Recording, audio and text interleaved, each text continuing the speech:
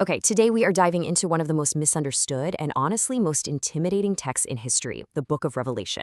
But we're going to look at it from an angle that might just flip everything you thought you knew about it, seeing it not as some scary map of the future, but as an incredible guide to hope for right now.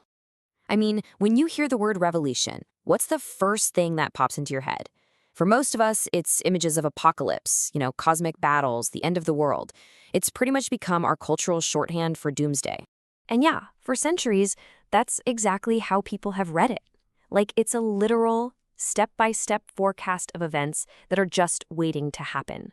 A divine schedule for the end times. But what if that whole approach just completely misses the point? What if this book was never, ever meant to be a crystal ball? And this, right here, is the huge idea we're digging into. What if Revelation is actually this incredibly sophisticated, psychological and spiritual resource?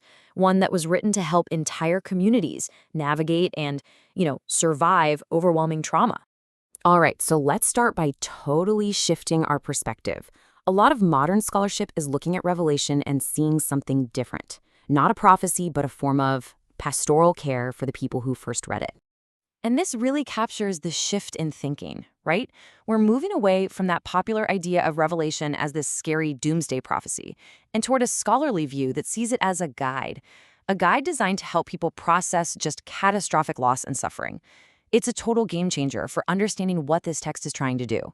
So here's the crucial thing to get. This book was written for first-century communities that were facing some really intense pressure, fear, and persecution. Its goal wasn't to scare them even more. It was to build up something the Greeks called hypomone. And this isn't just passively waiting for things to get better. No, it's an active, resilient, faithful endurance right in the middle of all the hardship. So to really get why this was so important, we have to understand a little bit about the psychology of trauma, of what actually happens to us when our world just shatters. You see, all of us walk around with what psychologists call an assumptive world.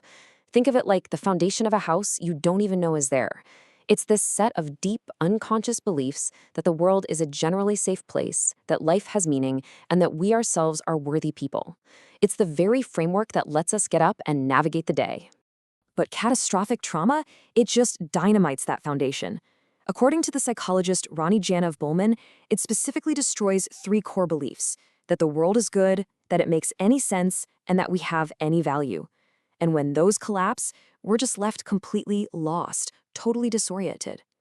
And this is exactly where Revelation comes in. It's not just a story. You can think of it as a toolkit, specifically designed to help people rebuild their symbolic world after it's been absolutely demolished. Now, what's so fascinating is this idea of a symbolic architecture. I want you to picture it like scaffolding that gets put up around a ruined building. Revelation provides this incredibly powerful, imaginative structure that's strong enough to hold the full weight of all that devastation, which then allows for the slow, difficult work of reconstructing meaning.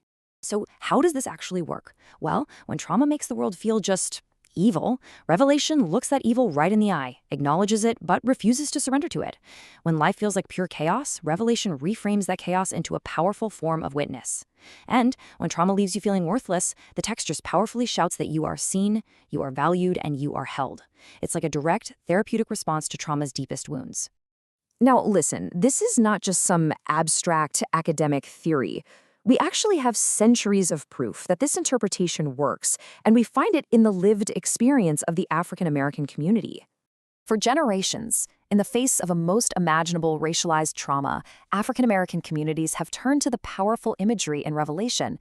They used it to sustain hope, to protest profound injustice, to affirm their own identity, and, this is so important, to maintain a living connection with those who were tragically lost. This quote really gets to the heart of it. The souls under the altar crying out, the martyr standing before the throne. This kind of imagery gives people a language, a way to say that the dead are not just gone. They are still morally significant. They're still relationally present with the community. It's a powerful psychological concept that scholars call continuing bonds. And let's be really clear about this. This isn't just some interesting historical footnote. It is living, breathing proof that Revelation's symbolic architecture does exactly what we've been talking about. It functions as a powerful resource for making meaning right in the middle of deep and ongoing suffering. So, where does all this leave us? What does it mean for our whole understanding of hope and the future? Well, it leads us to a completely new vision. It gives us this idea called relational eschatology. That second word, eschatology, just means the study of end times. But this totally reframes it. The end times aren't about some distant future event anymore. Instead, it's about the present tense, lived reality of staying connected to those we've lost. A connection made real through our communities, our memories, and our rituals. And this leads to such a profound redefinition of hope. Hope is no longer about getting a get-out-of-jail-free card to escape pain or suffering. Instead, it's this radical, tough belief that relationship, connection, and meaning can actually persist through our suffering, and even across the very boundary of death itself. So, we'll leave you with this question to chew on. What if the ultimate message of Revelation isn't about predicting the end, but about giving us the tools we need to endure? What if real hope isn't about finding an escape hatch from our pain, but about finding the incredible courage to stay with it, to witness it, and to carry it together?